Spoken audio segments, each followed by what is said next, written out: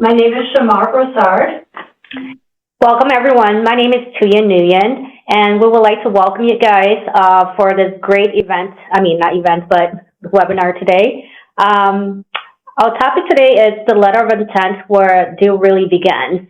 And we'll let Shamar kind of introduce everyone to NICAR. Yes, we are the NICAR Education Committee and Vice Chair, and we're so excited to have you here.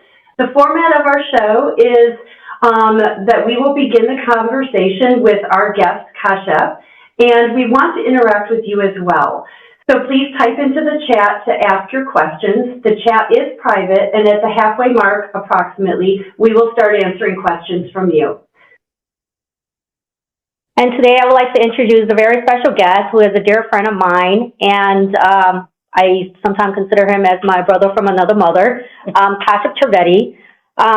So Kashyap Trivedi is a real estate attorney who will work closely with me on all my deals for the past 14 years. We're gonna keep this high level, real world, and practical, less about legal jargons and about how this actually plays out in reality. For those of you coming from residential, and this is probably one of the biggest mindset shifts. In residential, you go straight into contract, but in commercial, the deal really starts with the LOI. This is where all the strategy happens before anything becomes legal. And this is where we have Kashyap Trivedi, who's gonna walk us through and talk about the whole letter of intent and why is it so important. Kashyap, if you can start and kind of briefly introduce yourself. Yeah, well, firstly, I want to thank NICAR for having me. Really appreciate you guys, and then Shamar and Tuyen. It's great to have knowledgeable people asking you such important questions. And I think, in terms of letter of intent, LOI, I see some faces that we've dealt with in the past on other deals.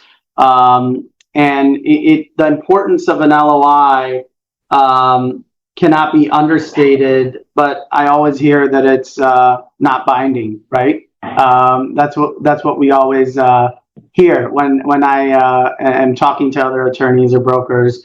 And it is the framework, essentially, for what's going to end up being the contract if both parties move forward, right? So high level, that's how we're looking at this. And what people don't realize is how the LOI is written. There's definitely stuff that is binding in there. So if there's non-disclosure language in there, that's binding. If there's going to be language in there that precludes a landlord or a seller from showing the property any further while the LOI is being negotiated, that is binding. So it's, aspects such as that are binding to that letter of intent, but then so are the terms that eventually will go into a contract, right? But again, can either party at that point pull out? Yes, that option is there. That is a non-binding portion. High level. Kashyap?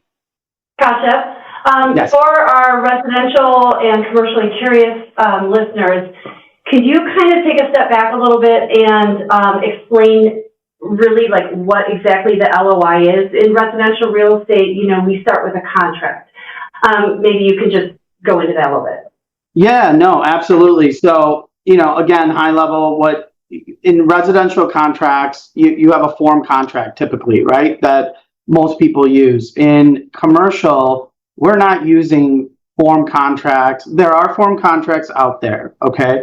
But typically, when it's an asset purchase, when it's a real estate associated with it, or it's a lease, we're not using a form lease. We're not using form contracts that are templated. So the terms tend to vary. And the letter of intent is just that. It's a buyer, it's a tenant, letting the landlord or seller know, hey, this is what I'm willing to pay.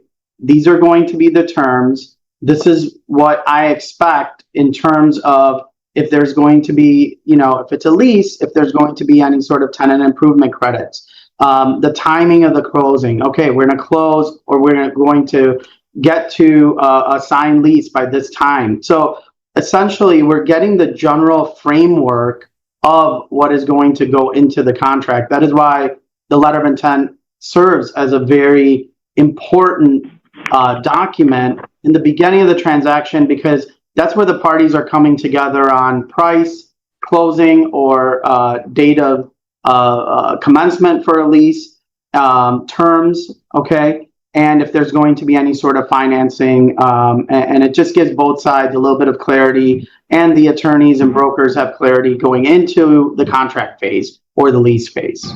So high level, that's sort of why we use a letter of intent as opposed to directly going into a contract.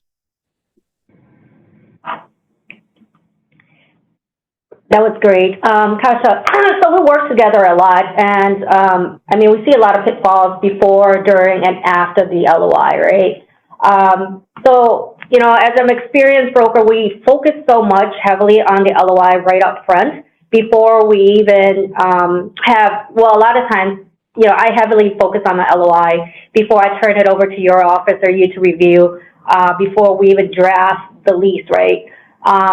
And just to segue from what you just mentioned earlier, why we focus so much on it, there are so many times that, you know, if things are not aligned up front with the LOI, many things can fall apart and it doesn't even go to the lease. Can you explain like situations why, you know, when it happens in those times? Instances where items that are not discussed, and that's where the point, you know, at a point where everything is sort of stuck and you're in a quagmire. Is that what you're looking for, essentially? Yeah.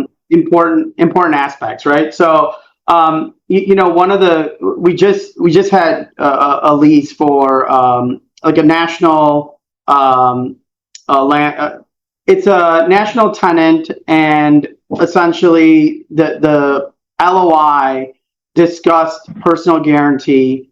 It was explained to the tenant who we represented by the broker. Broker insists upon it. When it came time to execute the lease, we sort of, you know, this was probably one of the longer lease reviews that we had done. And it was a tough lease. We finally got the landlord to agree to almost everything. But then it was upon assignment, okay, of that lease, the tenant said, well, I don't want to stay on as a guarantor. Okay, fine. I get that. That is, you know, landlord dependent. Tenants prefer not to do it at times. But this particular landlord, which is, you know, they own a lot of national properties and whatnot, they had made it very specific in the letter of intent that this is what the guarantee language has to be, because they have PE investors that, and more so lenders, essentially, that requested this language to be in there. So the guarantee language had to be very specific, not only for the tenant, but any subsequent, you know, assignee that comes in. So that wasn't going to move. And it was literally months spent when in the beginning, the broker knew it, the tenant knew it. We had explained it to the tenant in the beginning once we received the letter of intent. And that sort of caused that quagmire, that you know, slowing down of the whole process. And the deal didn't go through. He actually is looking for another location. But it was explained to him that this is a pretty common request that landlords are going to have. We can have diminishing language in there and so on and so forth, but that certainly was something that you know, could have been dealt with earlier in the process. One thing I do want to mention is a lot of times tenants or buyers or even sellers are coming to us and saying, you know, I signed this letter of intent, let's just get to contract. And my advice and recommendation to brokers, to our clients, is please do not sign that letter of intent. It does not take us, unless you're going to, you know, give me a 10-page letter of intent. I've seen some lengthy ones. The typical letter of intent are a couple pages, few pages, right? And it doesn't take us that long to review it on the major points. and make sure that if our client has a question, we can turn that around pretty quickly, right? So I think an attorney needs to review a letter of intent once the terms are verbally agreed upon, and that'll prevent any sort of slowdown or any sort of inefficiency in the process. Because at the end of the day, we want to make sure the client's protected, and eventually we get to that point of completing the lease or that purchase or sale. Thank you. Kashyap, can we dial in a little bit more? And our intention here today is not to give instructions on writing a letter of intent, but again, to just understand it a little bit better. And some of the components, say we're talking a retail lease situation. What are some of the things that a commercial realtor would want to make sure that they are putting in that letter of intent, you know, as far as date of occupancy, things like that? Can you help share that? Absolutely. And you know, the terms of the lease are going to be most important, right? So understanding, okay, this is how much the rent's going to be per square foot. And then moving on to, okay, are we talking about a 10+5? What are the renewal terms? Renewal terms and the terms, the number of years, very common, right? You want to have that. That's a basic structure of your lease, for example. You want to make sure another very important aspect, and it adds clarity from the beginning, is any sort of tenant improvements, right? So if the landlord is giving any sort of an allowance to the tenant, we want to make sure that that's listed in there, whether it's a dollar amount, whether it's per square foot, whatever it may be. And even a step beyond that is ensuring that, you know, who's going to do the work? So is it landlords recommended? And we had this on another deal where it was the tenant did not realize that they had to use landlords recommended vendors, okay, on the build out. And that caused, again, it caused inefficiency. It caused the whole process to slow down. But that LOI came to us, that LOI and lease came to us at the same time. So there was no attempt for us to review.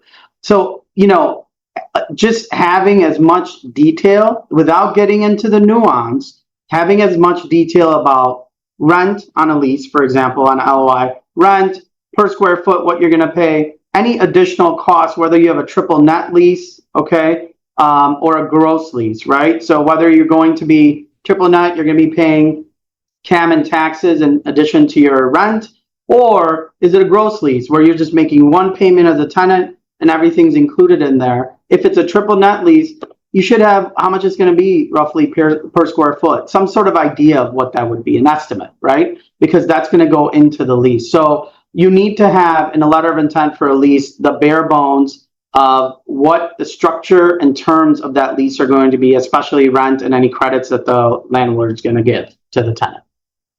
And that's and rent abatement can factor in as well in this type of situation. If you are representing a tenant who wants to, say, you know, put in their own infrastructure, you can negotiate that as well. Of course, any sort of credit or any sort of abatement that the landlord's giving the tenant should be in there from the beginning. Perfect. I want to kind of move back a little bit because I know a portion of our audience might have never heard of a lot of terms that, you know, we're discussing right now, right? I think best practice, if you want to transition over and want to start with an LOI, there's a lot of time you see a blank template and you're trying to fill in what you think makes sense. But a lot of times I would start before you guys even start filling out the LOI that, you know, you start with your client first and kind of trying to understand what all these terms mean, because you have to explain to them and in a way where they understand.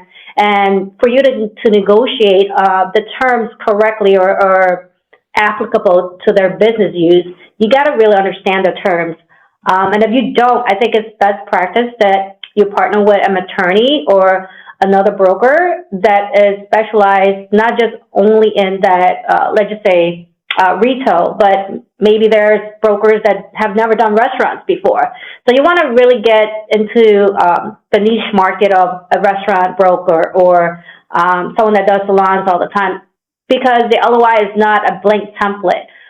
It tailors to different business use, and you have to understand what that business use need, and it's different for each LOI. And that's where, once you get that all baked up at front, then when you get to the attorney, then you guys can review it together and then take it from there, right? And a lot of times, this is where, many times I see it all the time where I get LOIs and it does not align with the business use. For example, we were talking early this morning. I received an LOI yesterday, and the LOI is for a consignment store. But there's a landlord one whole page of landlord's work requirement that's specifically for a restaurant use. It does not even align. And if you want your deal to go through to the next stage, you have to make sure that it makes sense, or else, a lot of times the landlord would just toss the LOI. I would not even consider it. And this is why it's very important to partner with someone like Kashyap or, brokers like us to kind of not mentor, but like kind of partner up in the sense. Well, definitely, you mentioned mentoring. Mentorship is such an important component of commercial real estate, and it's so important for you to be able to work with somebody who has the experience to be able to guide you so that you can maintain best practices. Yep. If I could just add to that real quick, that's a great point, Tuyen and Shamar. It's when our resi friends are dipping their toes in commercial, it's like some of us trying to dip our feet in the legal world of divorces. I don't do divorces, right? So it's a different world, different methodology, and certainly, if you're dipping your toes, work with an attorney that you've worked with in the past and that does commercial on the regular, or, obviously NICAR has mentorship or agents that are very well versed in this aspect. So that's a great point, 100%. All right, and then when you're writing this LOI, when should an attorney be brought in? I've heard you say, before signing the LOI. Yeah, I think when we have, and LOIs typically will have a date, right? Like this LOI is only, it should have valid till, okay? We need to be under contract by. Those are the LOIs that are the best. So we get the urgency of it, right? So if you can bring us in once the terms are agreed to, then we can come in, put our comments in there, send it back to the client and broker, and you guys can discuss and go back to the other side. So that should be done once the terms have essentially been agreed to. Now, some people will say, hey, is this, I'm not going to consider this until we've signed it because it's not binding, right? So it's like once as a tenant or a buyer, you're ready to put your best foot forward. If you want us to have or an attorney, not just us, any attorney that's well versed in that, have a once over. It's a great way to go ahead and make sure that it's done properly. And then also, since the LOI is kind of a negotiation in writing between the parties, there is a lot of back and forth with an LOI. You would, as you're representing a tenant, for instance, you would work with your client, you would put the terms in there that you are proposing, but then you send that over to the other side. And in that back and forth, there's a little bit of redlining, if you will. People will change things. They will add in something that they're, requesting. Is there a best practice as far as, using Word docs, so you can follow and track the different changes? Is there any advice you could give on that? We highly recommend final product to be PDF, even though PDFs can be amended. But when it comes to when we're dealing with other attorneys that are not willing to share the Word document where we can redline, it makes it difficult because redlining allows you to go ahead and track, right, exactly what changes have been made. I mean, after a while, it looks like a Andy Warhol painting, but at some point, we're going to get to the finish line and everyone's going to know who made what changes, right? So I think starting off with a Word document and then moving forward to a final product and a final PDF is the best way to do it, in my opinion. Not to interrupt, but I do have a couple questions from the chat that I think are good timing right now. Great. First one is, for an LOI, do we use a standardized form or can it be completely freestyle created document? And then a second question is it illegal to create the LOI? Right. So I guess that would be without legal representation. So I'll leave that to you, Kashyap. Is it illegal to create the LOI? No, I think brokers submit LOIs all the time, right? They're not created by us per se. I would let the brokers speak on that, but brokers are the ones that are creating the LOIs and then they're submitting it to us to get it to final contract or lease. It's pretty much a proposal, if that's what the LOI is. As you mentioned earlier, it's non-binding, right? So it's pretty much you're asking for all the terms that is applicable for the business and the timeline, right? So that's pretty much a proposal, pretty much. That's what it is. And once the proposal is negotiated upon, then it goes to lease, right? Mm-hmm. Mm-hmm. And then I think the question was, it's not illegal because it's not we're not doing a contract. It's not a contract or anything. So,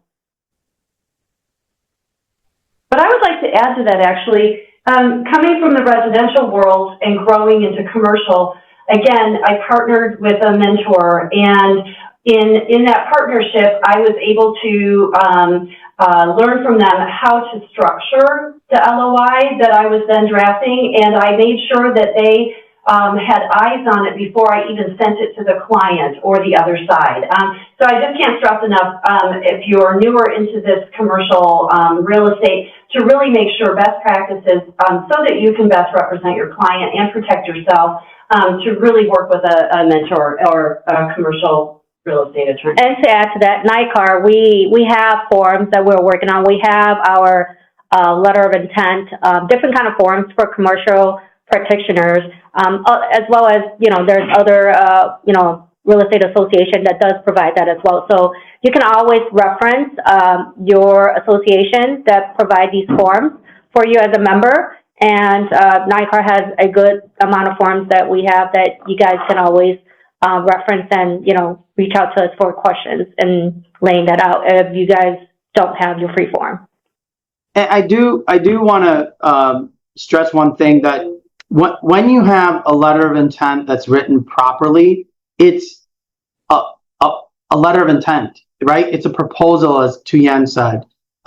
When you have a letter of intent that does not make it clear and uses certain terms, then it becomes binding. And that's where you kind of have to know the nuance of the letter of intent. And whether you use a form letter of intent that NICAR may put together or some other organization, or you go ahead and have a templated one in your office, just make sure that that's reviewed by an attorney where, landlord, tenant, buyer, seller aren't bound per se by certain language that's in there. You are going to be bound by certain things that I mentioned in the beginning, but that is very important to make sure that that language is clear. Right, and to add to that, I mean, the template is just an outline for you to where to start, right? The basis of the whole LOI, and then you grow, you expand from that to add on specifically to the business use and the client's need. So that's where you want to really start from there and expand from there. I did have another question. Sure. Mm-hmm. From the chat, does the letter of intent leave us exposed in any way during the exclusivity or negotiation period?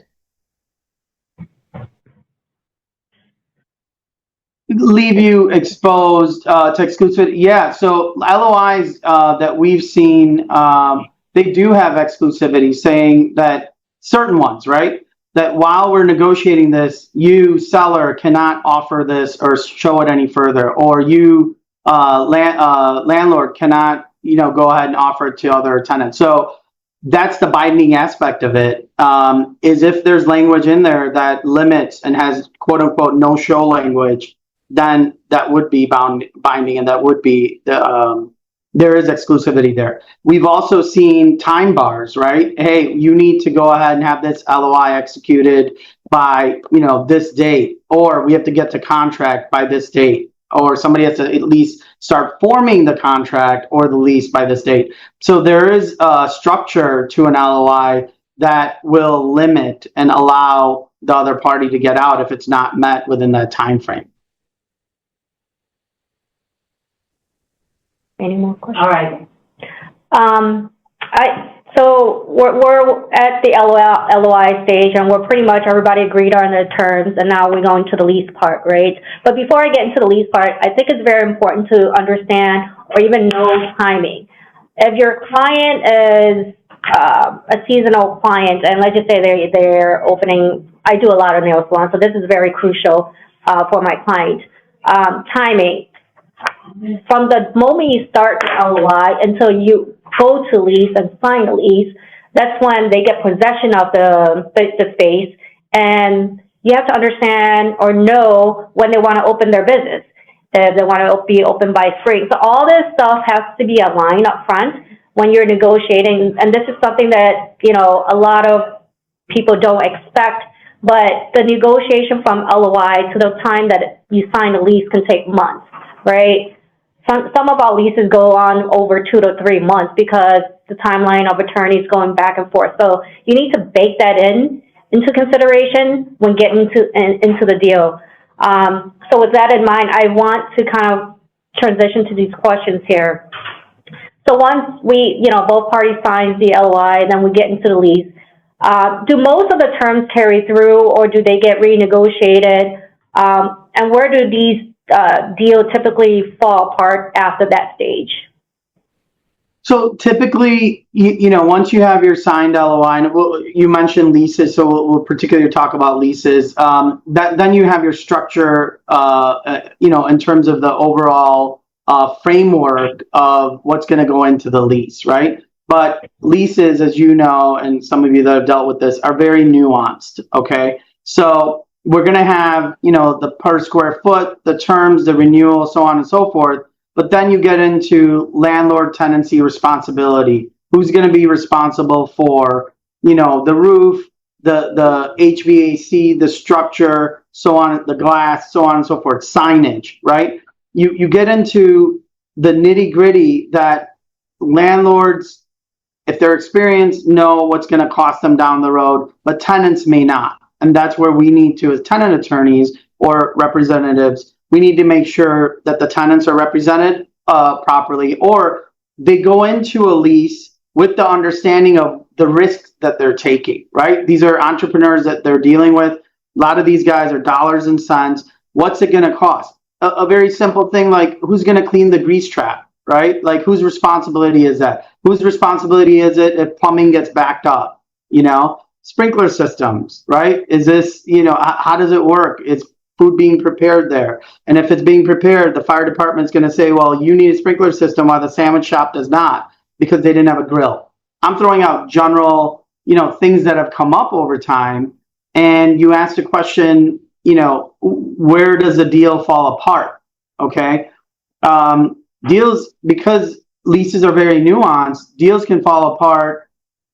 It's not going to be for essentially the amount that the tenant is paying for the rent.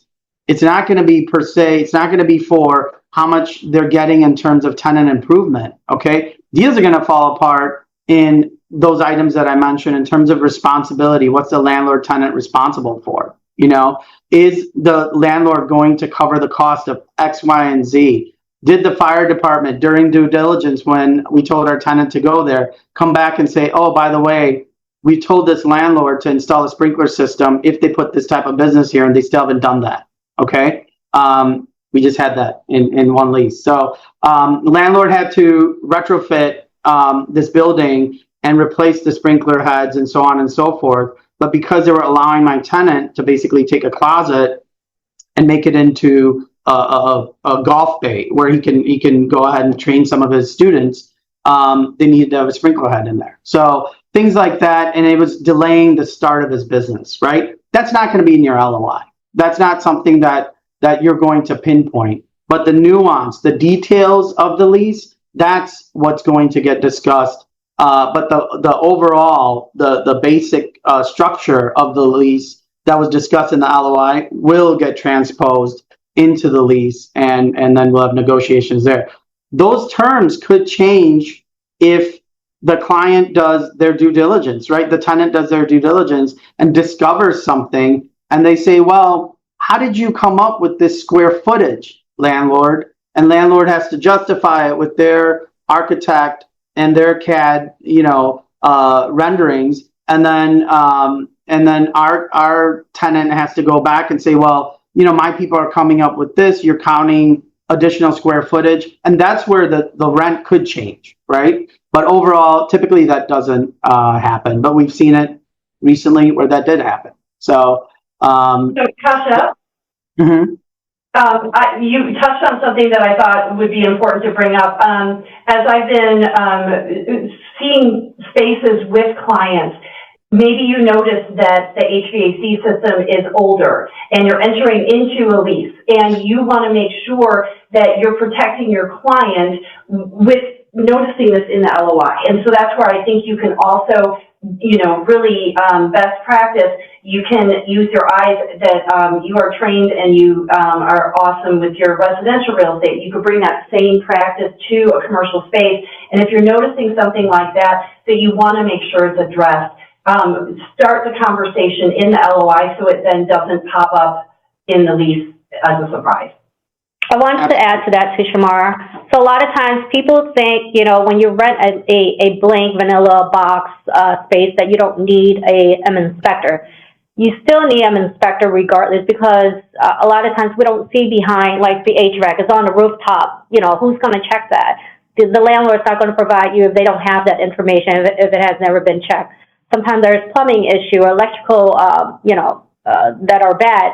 It doesn't cost you much, a couple $100, but can save you at least where you were locked in for years, that you end up signing and then the deal falls apart and it's just going to cost you much more money, right? So I highly advise to hire a commercial inspector to inspect the space. That's a great call. I do have a couple of questions. One was, is due diligence really a component that is required in an LOI?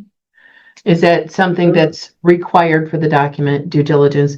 And secondarily, when we're starting to create this LOI, in all practicality, because we have a lot of agents that are new and this is first time for them doing it, how do they really begin that LOI conversation? Are they talking agent to agent? Are they talking agent to client to attorney? If we could address some of the practicalities of how we bring forward those LOI creation moments, I think that would be beneficial to the audience. So if I could hit the due diligence question, that definitely should be in whether you're doing a lease or you're doing a purchase or a sale, and that should be in the letter of intent, because and it doesn't need to be fully spelled out. Just give us a time frame, right? And the landlord or the seller could come back and say, well, it's as is, where is, but at least you have time to do due diligence. So yes, due diligence in as much specificity as you can agree on should be in the letter of intent. And then the structure. So real quick, with the due diligence can also help where you are saying we need to reach out to the municipality to make sure that this use is permitted. You want to protect your client before they're signing a lease to make sure that they can actually operate their business in that location. Right. 100%. I mean, with the due diligence, sorry, go ahead. No, sorry. The other thing is, we deal with a lot of franchisors. So franchisor approval, if they're in the midst of obtaining that as a tenant or a buyer, that's also significant, and that's part of due diligence as well. Mm-hmm. Right. And before you even go into the due diligence, I think it's very important that you understand the nature of the business. because every business has their own due diligence. Restaurants, salons, manufacturer, they all have different due diligence. And to understand that you have, there's zoning, there's licensing, and there's environmental and all that. So all of this is going to be covered in our next coming up webinar. So we have you guys covered. But we just don't want to get into the nitty gritty, but due diligence is a big core where deals can fall apart if you don't structure it right from the beginning, right? So yes, it's very important. It's an important component of the LOI for sure. Yes. Mm-hmm. If we could go back and speak to how you would begin the negotiation or the structuring or creation of an LOI for our agent members that are trying to begin learning how to do this for themselves and learning which way is the right way to start out. Well, I'd say you have the conversation with your client to find out what their needs are for the space. Do they have specific timing that they are looking to be in the space, and when do they want to open their business in the space? Do they have a particular price point?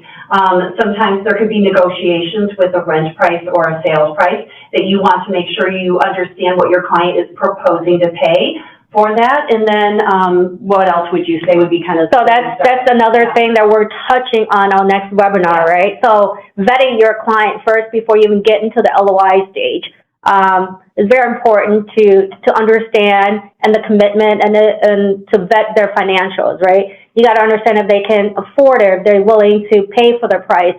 Because a lot of times before you get into an LOI, the landlord's requesting their financials or, their experience. And all of that plays a big part in even being considered to lease that space. So we're going to dive in deeper on the next one on that part. So I do have another question coming up, not to interrupt you, Tuyen. The question is probably best answered by Kashyap. What actually causes the binding of an LOI? Binding language, right? If you're going to tie someone in, when you use the word must or shall, okay, then you're binding them. If you're going to say there's going to be some sort of a exclusivity term, no show, that is binding terms to a letter of intent. Okay, that's going to cause it to be binding.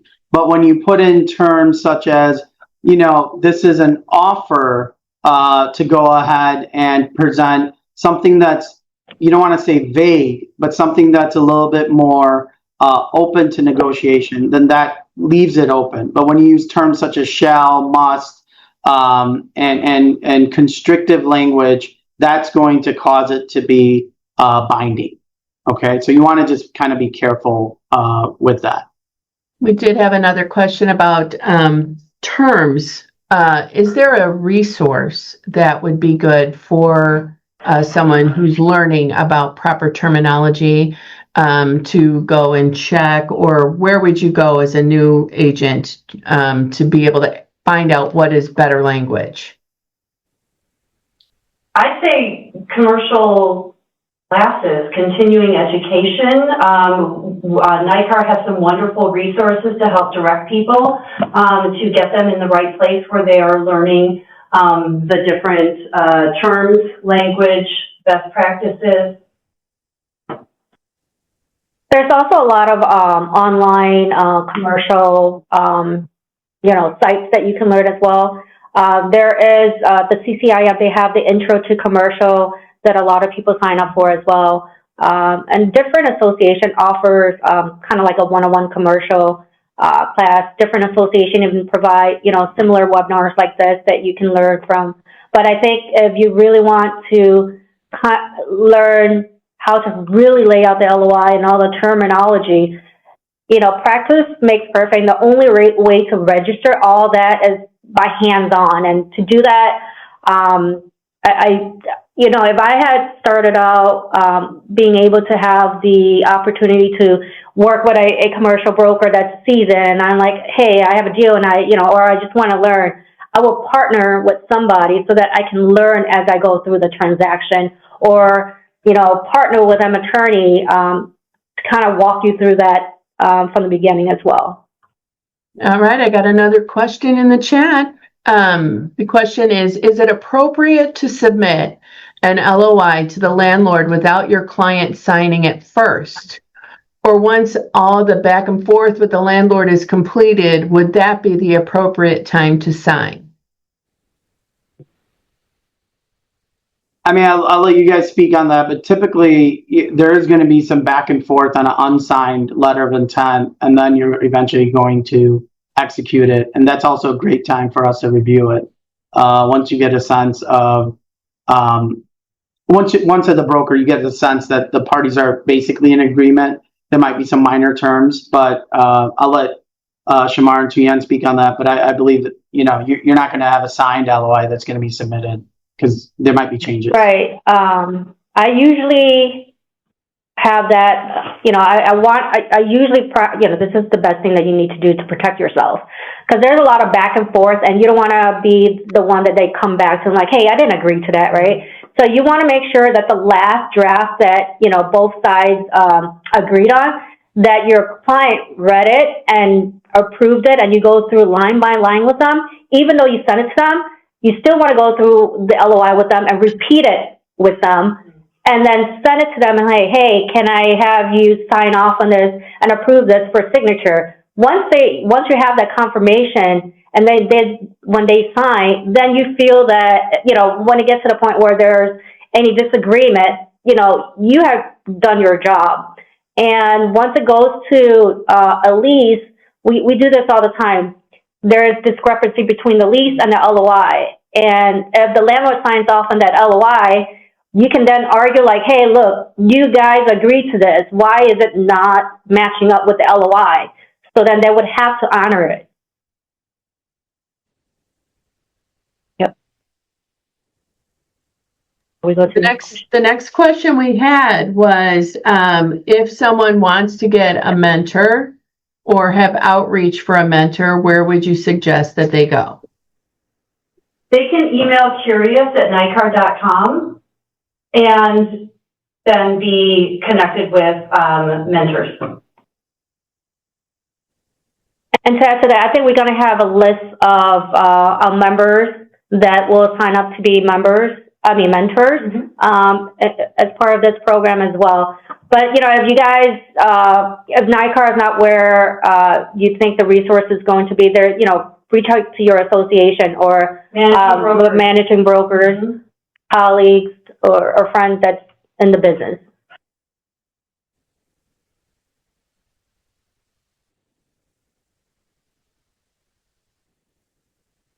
More questions? Are there any other questions out there from our participants? Because we do have a couple minutes where we can continue to share if you have anything that you would like addressed.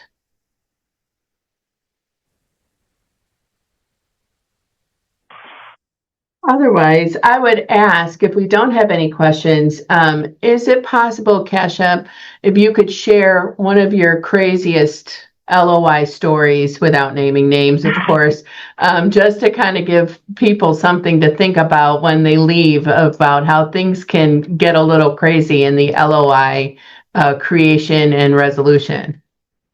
I mean, as crazy as contract law can get, I mean, there isn't, that much chaos in the world. But yeah, I mean, we've had instances where it's, clearly understood, point blank, with a national franchisor that was coming in, and one of their franchisees was entering into this lease, and we were working with them. The landlord was, sort of, we were negotiating the lease. We're getting to the point of almost finalizing the lease, and the landlord did not realize that they had already entered into a similar lease with a competitor, like 2 stores down, 2 pads down. So that was a wasted time where the LOI clearly stated this is for the purpose is this business, right? So having that sort of thing done, to the landlord's credit, they did pay a portion of our clients' fees and also some of the due diligence costs. But yeah, it clearly stated in the LOI, this is the type of business, this is the sandwich shop it's going to be. And 2 doors down, they had a competitor that had already entered into the LOI and lease and all that good stuff. So not as crazy, but yeah, things like that happen. So LOIs do matter. Pay attention to the details if you're a landlord or a tenant. Perfect. Okay, so we're wrapping this up, and I have one last question. If someone's doing commercial for their first time, what's the one advice that you would give them where they could avoid to avoid a mistake? Yeah, and we have, as I mentioned, we have a lot of referral sources that are residential and some that only do commercial and some do both, right? So the ones that are dipping their toes in that commercial space, I think you guys as an organization do a great job of offering mentorship. I think that's wonderful, but definitely reach out to an attorney that does it regularly, and just ask the general questions. And in that space, if you don't know what questions to ask, just ask general questions, right? Like, what am I supposed to be looking for? What are some pitfalls?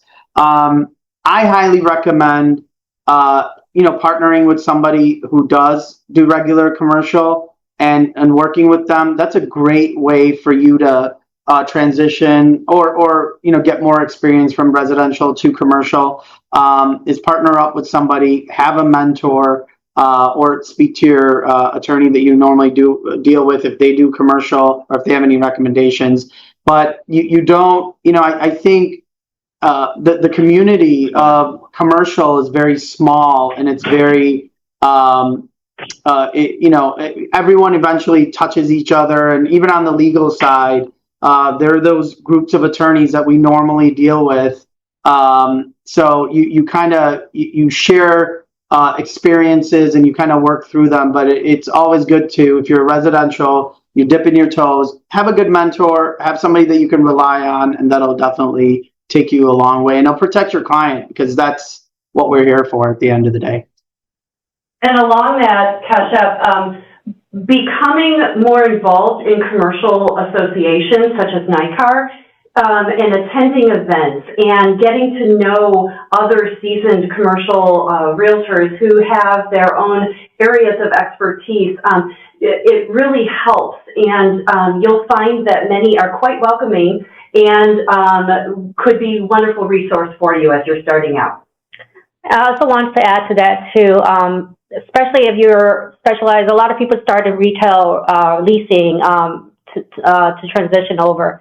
I would, highly recommend know your inspector very well. Learn a lot from them, because those are the things that you would want to kind of know ahead of time. If they're opening a restaurant, what does all this terminology mean? Besides the LOI, you got to know the infrastructure of how to set up the restaurant. If your client is a first time startup business, they're relying on you as the resource person. So you got to know a little bit about like zoning, talk to the city. I mean, all the resources that you think you can tap into, I would try to learn as much as I can and get involved with those people that specializes in everything that's around the business. One of our future topics for an upcoming webinar will be about how do you grow your team as a newer commercial realtor. Who are the people that you want to make sure that you are having as your trusted resource, and that you can then provide trusted information for your clients? Right. Then that's where the questions, a lot of time when you first have that first meeting with your client, they will, by talking to you, they would know right off the bat that, do you know what you're doing, right? And if you don't have a lot of the answers to their business views, they can really flag you up front and say that, I think I know more than you, so how are you going to help me? So that's really important as well, besides knowing all about the LOI. Yeah, educate yourself. Educate yourself, right. And which we are all doing by being here. All right, so we're gonna wrap it up. Thank you, everyone, for joining us and being such an engaged part of today's Commercially Curious webinar. We truly appreciate the thoughtful questions and insights you brought to the conversation today. So thank you. And we know we didn't get to everything, but the curiosity doesn't have to stop here. If you still have questions or want to learn more about NICAR or need support, please reach out to us at curious@nicar.com. We'd love to keep the conversation going and continue learning together. We also hope that you'll join us next month on May 28th at 10 a.m. when we welcome Myra Nim Chong for Hello to Handshake, Navigating the Client Journey. It's going to be a great session that you don't want to miss. And until we see each other again, stay curious. Thank you. Thank you for coming. Thank you, guys. Thank you. Thank you.